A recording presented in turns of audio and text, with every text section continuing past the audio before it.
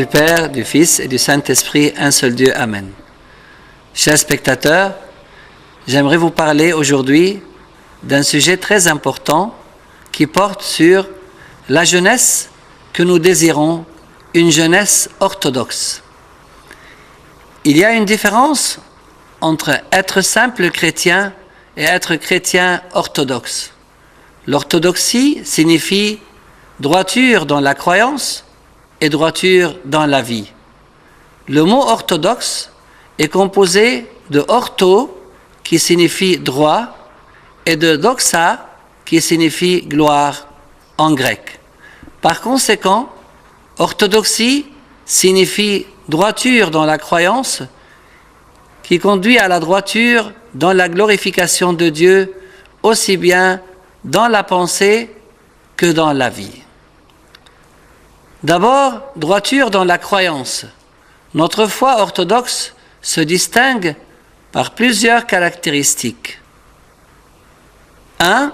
Elle est saine, en ce sens qu'elle est conforme à la Bible, la tradition, les canons et les pères de l'Église. Une telle doctrine nous offre une pensée saine et précise dans tous les domaines. Les sacrements, l'intercession, la prière pour les défunts, les jeûnes, les fêtes ou tout autre sujet. Notre Église est fière d'avoir offert à la chrétienté des théologiens qui ont su expliquer la foi et les vérités du christianisme avec un style précis, reconnu par le monde chrétien en leur époque et jusqu'à ce jour. Le retour des deux familles orthodoxes, bientôt une seule famille si Dieu le veut, à la formulation de saint Cyril d'Alexandrie, une seule nature de Dieu, le Verbe incarné, était et sera une cause de l'union orthodoxe. 2. Elle est droite, une doctrine qui ne dévie pas, qui a débuté au temps des apôtres et qui se maintient jusqu'à ce jour dans la même lignée, sans la moindre déviation. Certains ont dévié à gauche et après la protestation de quelques-uns, ont dévié à droite. Après discussion et concertation, les voici revenus aux sources, retrouvant dans l'orthodoxie refuge et recours. Nous ne prétendons pas à une distinction personnelle, mais nous n'avons tout simplement pas dévié ni à droite ni à gauche, c'est la nature des choses et le sens de l'histoire. 3. Elle est globale. Elle n'exagère pas un aspect au détriment d'un autre. Ainsi, nous la voyons parler de la foi sans négliger les actes, honorer la Vierge sans la porter à un rang divin, autoriser la lecture de la Bible et sa méditation sans laisser à chacun la liberté de la commenter, car le christianisme n'a pas commencé avec nous. Cette doctrine donne au clergé pouvoir et honneur sans nier au peuple le droit à participer aux décisions de l'Église.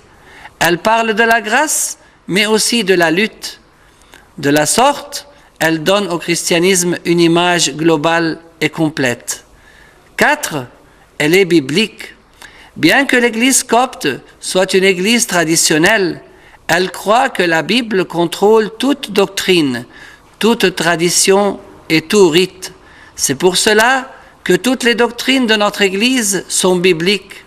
Des centaines de versets plaident en faveur des sacrements, de l'intercession, de la tradition, de la béatification de la Vierge, de l'onction des malades par l'huile, du clergé, de l'autel, etc.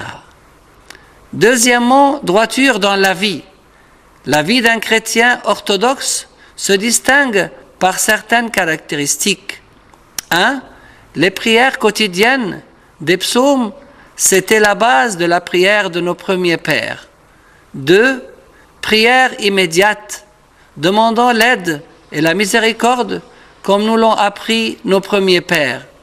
Ainsi, saint Antoine apprenait à ses disciples à prier continuellement en disant Seigneur Jésus, aie pitié de moi. Seigneur Jésus, aide-moi.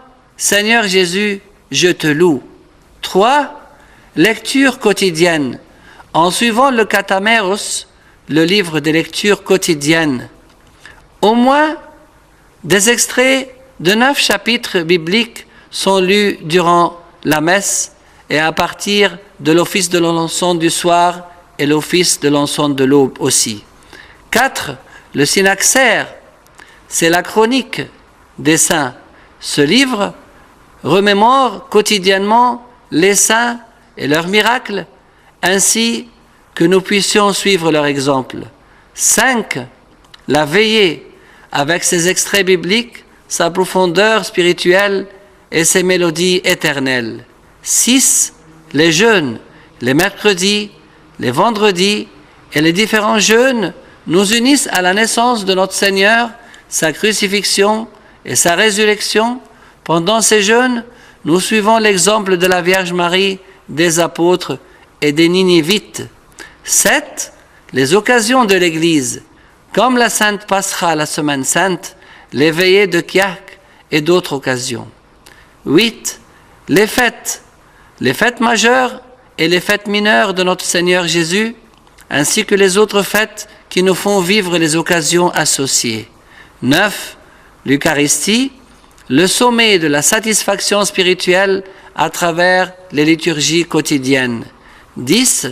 Les pères, l'étude de leurs paroles afin d'en profiter dans notre vie et notre service.